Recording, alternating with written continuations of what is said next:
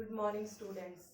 हमारा next topic है about refractive index and optical density of medium. उस medium के रिफ्रैक्टिव इंडेक्स और उसकी ऑप्टिकल डेंसिटी के बारे में कैसे पता करेंगे। मान लो कि बेटा एक ग्लास लैब ये है, ठीक है, जैसे वो लिया था ना ग्लास लैब। एक ग्लास लैब ये है और एक ये है एयर मीडियम और अंदर वाला है वाटर। इसके अंदर बाहर एयर है मीडियम और ये हमने लिया है ग्लास, और इस केस में ये डायमंड लिया है मैंने और ये मीडियम है एयर। अब मेरे को गिवन है कि जो हमारे वाटर का रिफ्रैक्टिव इंडेक्स है 1.33 है और refractive index of glass is 1.5 and refractive index of diamond is 2.4। Then हम अब यहाँ इंसिडेंट रे आई नॉर्मल के साथ क्या हुई, बैंड हुई। जब लाइट एक मीडियम से दूसरे मीडियम में जाती है तो नॉर्मल से क्या हो जाए, अपने पास से क्या हो जाती है, बैंड हो जाती है। तो ये बैंड यहाँ हो गई, ये वाली इधर बैंड हुई और ये वाली इधर बैंड हुई। अब देखो, अब इन तीनों केसेस में डिफरेंस क्या है वाटर, ग्लास और डायमंड के अंदर। वाटर के अंदर जो एंगल ऑफ बेंडिंग है ना वो बहुत कम है, ठीक है। मतलब यहाँ क्या है, हमारी लाइट है बहुत कम एंगल से बेंड हो रही है। ग्लास के केस में इससे थोड़ा ज्यादा एंगल से बेंड हो रही है और डायमंड के केस में हमारा जो एंगल ऑफ बेंडिंग है वो बहुत ज्यादा है। मीन्स ये चीज यहाँ बहुत ज्यादा है, ये यहाँ थोड़ा कम और ये यहाँ बिल्कुल कम, ठीक है। तो बेंडिंग, इधर बेंडिंग इज स्मॉल, इधर बेंडिंग इज मोर, और यहाँ बेंडिंग क्या है और भी ज्यादा है डायमंड के केस में। अब क्या है, बेंडिंग का मतलब क्या है, यहाँ जैसे जो लाइट आई इंसिडेंट हुई वो बैंड किस एंगल से होगी। एक तो कम एंगल से बैंड हुई, यहाँ थोड़े ज्यादा और वहां बहुत ज्यादा। ऐसा क्यों हुआ, वाटर, गैस और लिक्विड के अंदर, डायमंड के अंदर इतने ज्यादा एंगल से बैंड क्यों हुई, क्योंकि डायमंड की ऑप्टिकल डेंसिटी यहाँ बहुत ज्यादा होती है। डेंसिटी ज्यादा मतलब यहाँ पार्टिकल की क्लोजनेस बहुत ज्यादा है। यहाँ आपको दिख रहा है ना डॉट से, यहाँ पार्टिकल बहुत ही क्लोजली पैक्ड है। ग्लास के केस में थोड़े से दूर दूर है, ठीक है। और वाटर के केस में लिक्विड हो गया, यहाँ पार्टिकल्स क्या है बहुत अच्छे, बहुत ज्यादा दूर दूर है, ठीक है। तो यहाँ पार्टिकल, यहाँ ऑप्टिकल डेंसिटी कम है, यहाँ थोड़ी ज्यादा है, यहाँ बहुत ज्यादा है। तो बेंडिंग इधर small, bending is more than water और bending in case of diamond is very high. तो डिग्री ऑफ बेंडिंग किस चीज के ऊपर डिपेंड करता है, उसके रिफ्रैक्टिव इंडेक्स के ऊपर। आपको दिख रहा है ना डायमंड का रिफ्रैक्टिव इंडेक्स सबसे ज्यादा है 2.42, उसके बाद ग्लास का है और उसके बाद क्या है वाटर का। तो डिग्री ऑफ बेंडिंग किसके ऊपर डिपेंड कर रहा है, refractive index of medium. Medium के रिफ्रैक्टिव इंडेक्स पर, जिस मीडियम का रिफ्रैक्टिव इंडेक्स ज्यादा है वहां एंगल ऑफ बेंडिंग क्या है, वहां ज्यादा है, ठीक है। तो density of diamond is more, अभी मैंने बताया ना कि डायमंड के अंदर पार्टिकल बहुत क्लोजली पैक्ड है, तो डायमंड की डेंसिटी क्या है, बहुत ज्यादा। क्यों, क्योंकि पार्टिकल्स वेरी क्लोज, क्योंकि पार्टिकल्स उसके वहां क्या होते हैं, बहुत ही क्लोजली पैक्ड होते हैं।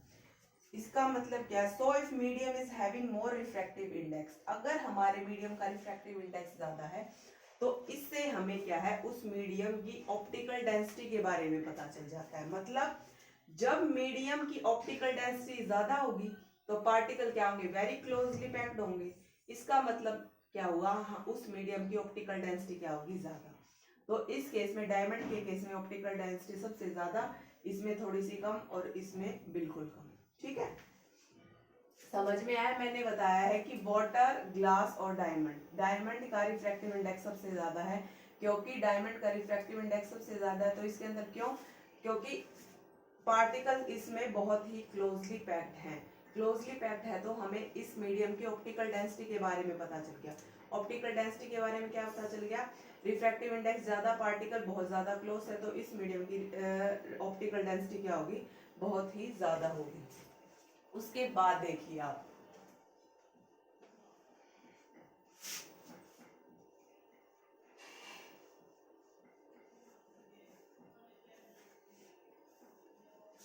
उसके बाद क्या होगा हमारा, तो अब हमें पता है है कि व्हाट डज रिफ्रैक्टिव, अब हमारा क्वेश्चन आता है कि रिफ्रैक्टिव इंडेक्स क्या इंडिकेट करता है, मतलब हमें रिफ्रैक्टिव इंडेक्स क्या बताता है। तो मैंने अभी आपको क्या बताया है, जिसका रिफ्रैक्टिव इंडेक्स ज्यादा होगा पार्टिकल्स क्या होंगे, बहुत ही क्लोज होंगे। पार्टिकल्स क्लोज होंगे तो उस केस में क्या है, ऑप्टिकल डेंसिटी क्या होगी, बहुत ज्यादा हाई होगी। तो इसका मतलब रिफ्रैक्टिव इंडेक्स हाई तो ऑप्टिकल डेंसिटी इज हाई। तो इसका मतलब क्या हुआ, पार्टिकल बहुत ज्यादा क्लोजली पैक्ड है, तो इसका मतलब क्या हुआ, so bending of light is more related to other. तो इस केस में क्या होगा, बेंडिंग लाइट की ज्यादा होगी, क्योंकि डायमंड के अंदर हमने देखा है ना कि जो एंगल, जिस एंगल से हमारी लाइट बेंड हो रही है वो एंगल है हमारा बहुत ज्यादा। तो इस केस में रिफ्रैक्टिव इंडेक्स ज्यादा तो ऑप्टिकल डेंसिटी ज्यादा, ऑप्टिकल डेंसिटी ज्यादा तो लाइट की बेंडिंग क्या होगी, ज्यादा, एंगल ऑफ बेंडिंग क्या होगा हमारा ज्यादा। तो अब देखिए उस मीडियम की डेंसिटी ज्यादा है, मतलब पार्टिकल बहुत क्लोजली पैक्ड है, अगर बाहर से कोई लाइट आई तो उसके अंदर क्या है, अब मीडियम के अंदर कैसे ट्रेवल कर पाएगी, क्योंकि वहां पार्टिकल्स इतनी है, पार्टिकल की भीड़ इतनी है। तो इसका मतलब क्या होगा, जितना ज्यादा रिफ्रैक्टिव इंडेक्स होगा उतनी ज्यादा ऑप्टिकल डेंसिटी होगी, उतनी ज्यादा हमारी क्या होगी, लाइट की बेंडिंग। तो इसका मतलब क्या हुआ, more the density speed of light is less, जिस केस में क्या है हमारी डेंसिटी ज्यादा होगी तो लाइट की स्पीड क्या होगी, वहां हमारी वहां हमारी क्या होगी, लाइट की स्पीड क्या होगी, कम। ठीक है बच्चों, तो आपको ये टॉपिक समझ में आ गया ना, ठीक है। उसके बाद है बेटा हमारा टाइप्स ऑफ स्फेरिकल लेंसेज। जैसे हमारा स्फेरिकल मिरर के टाइप्स थे, वैसे ही क्या है हमारे स्फेरिकल लेंस के टाइप्स हैं। फर्स्ट है दिस इज कन्वेक्स लेंस, ठीक है।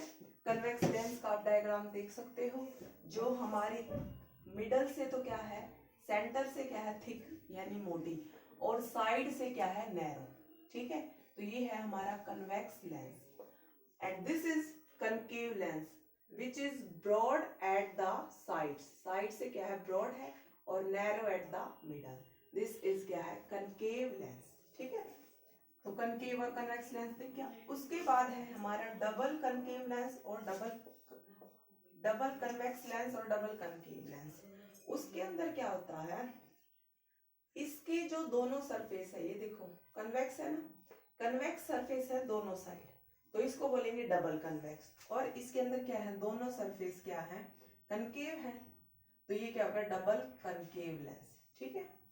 नेक्स्ट है हमारा ये वाला मिरर, इसके अंदर क्या है, एक साइड तो है हमारी प्लेन, बिल्कुल plane and at one side, और दूसरी साइड क्या है कन्वेक्स, तो इसको बोलेंगे प्लेनो कन्वेक्स लेंस, ठीक है।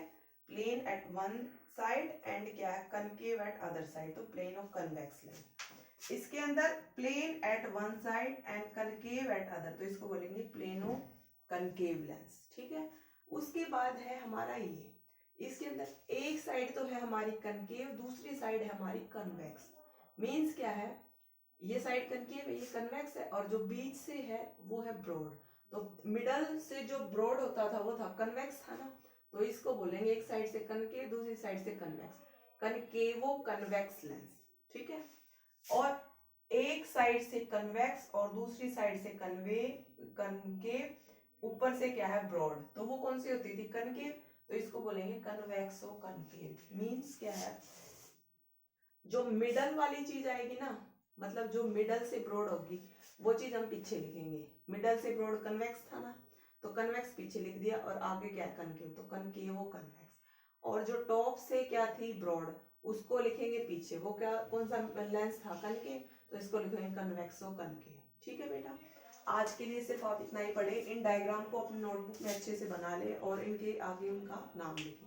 उसके बाद हम कल नेक्स्ट कन्वर्जिंग लेंस और डाइवर्जिंग लेंस और इनके क्या है वो डायग्राम्स देखेंगे, रे डायग्राम जो हमने मिरर के केस में बनाए थे। Thank you.